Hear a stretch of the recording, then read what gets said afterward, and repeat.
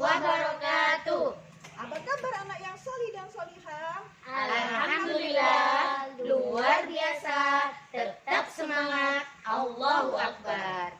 Supaya pertemuan kali ini tambah semangat, yuk kita tepuk bersama-sama. Tepuk terima kasih pada keluarga, menghormati, menyayangi, mendoakan, membantunya. Nah, mari kita awali pembelajaran hari ini dengan bacaan basmalah bersama-sama. Bismillahirrahmanirrahim. Perhatikan baik-baik ya anak-anak videonya di tema 4, subtema 4 yang berjudul kebersamaan di dalam keluarga. Semoga bermanfaat. Halo anak-anak, kita bertemu lagi di tema 4, subtema 4, tema terakhir kita yang berjudul kebersamaan di dalam keluarga. Apa sih kebersamaan dalam keluarga itu? Yang pastinya kebersamaan dalam keluarga ini yang akan mempererat rasa kasih sayang kita semua. Bagaimana kita mewujudkan rasa kasih sayang kita? Yang pertama pastinya dengan cara bersyukur, selalu bersyukur. Apa yang harus kita lakukan? Bagaimana cara kita bersyukur? Yang pertama, kita bersyukur kepada Allah Subhanahu wa Ta'ala. Sebagai anak-anak yang baik, anak-anak harus melakukan hal-hal yang dimana menunjukkan rasa syukur kalian. Yang pertama, anak-anak pastinya harus ibadah dengan baik. Ibadah ini yang menunjukkan rasa syukur kita kepada Allah Subhanahu wa Ta'ala. Yang kedua, pastinya kita selalu menjadi anak yang solih dan solihah, berbuat baik. Itu menunjukkan juga rasa syukur kita kepada Allah Subhanahu wa Ta'ala. Yang ketiga apa ya? Kita selalu menunjukkan akhlak dan adab yang baik kepada sesama. Kemudian bagaimana rasa bersyukur kita kepada orang tua kita? Kita juga harus bersyukur kepada orang tua kita, karena orang tua kita yang sudah berjasa membesarkan kita, mendidik kita menjadi anak yang baik. Apa rasa bersyukur kita kepada orang tua kita? Selalu mengucapkan terima kasih kepada orang tua kita. Yang kedua, membantu orang tua kita dalam segala hal anak-anak. Yang ketiga, pastinya menunjukkan kasih sayang yang baik dengan menghargai orang tua kita dan selalu berbuat baik. Oke anak-anak, jadilah anak yang baik, jadilah anak yang solihah, supaya kita semua menjadi ahli surga yang baik. Terima kasih anak-anak.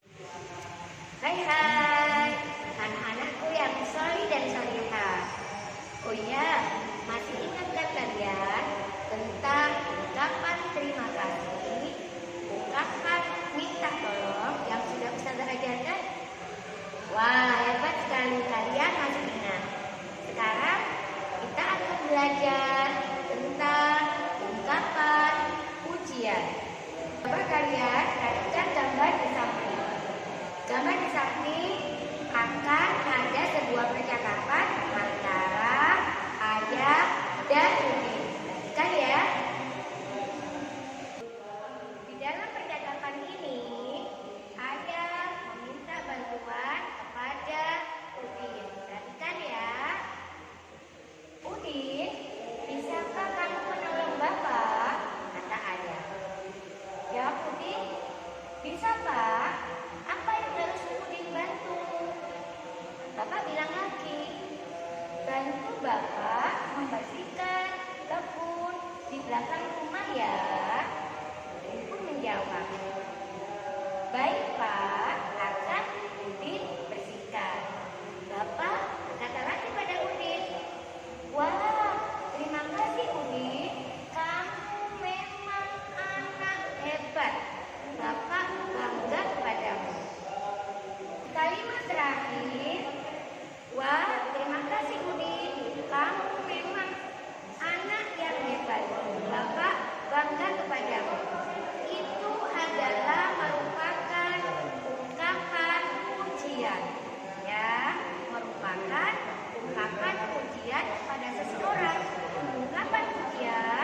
dari Bapak kepada Udin yang sudah membantu Bapak.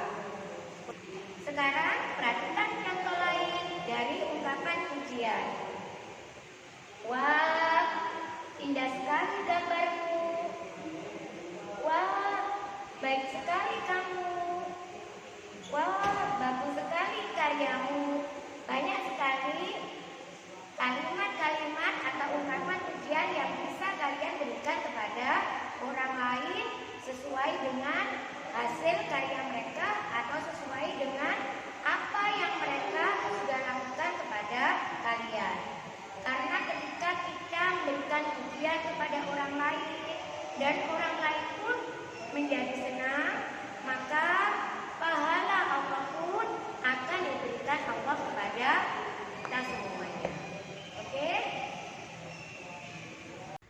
Halo anak-anak, alhamdulillah kita bisa bertemu dalam pembelajaran tematik. Untuk kali ini kita belajar membandingkan berat. Nah, membandingkan berat ini bisa menggunakan alat yang sederhana anak-anak. Ya, ini dengan menggunakan hanger. Nah, sekarang Ustazah membandingkan berat gantungan kunci sama globe di ruang bumi. Ternyata mana ya anak-anak yang lebih berat? Nah, betul, yang lebih berat adalah gantungan kunci. Meskipun dia kecil, tapi dia dari besi, makanya dia apa? Lebih berat. Ya, hebat. Yang kedua adalah bisa dari penggaris. Lihat gambar yang di sebelah ini. Bandingkan timbangan penggaris ini antara batu dengan penghapus. Lebih berat mana? Tuh, ternyata lebih berat batu. Ya, karena batu lebih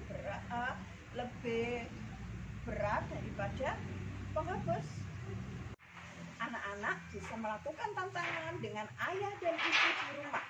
Coba kalian lakukan di rumah seperti gambar samping ya, dengan menggunakan hanger ya, dengan timbangan yang sederhana berupa hanger. Coba kalau di gambar ini bandingkan boneka yang kamu punyai di rumah dengan 5 atau 6 kelereng. Bandingkan ya, dengan diberi alas.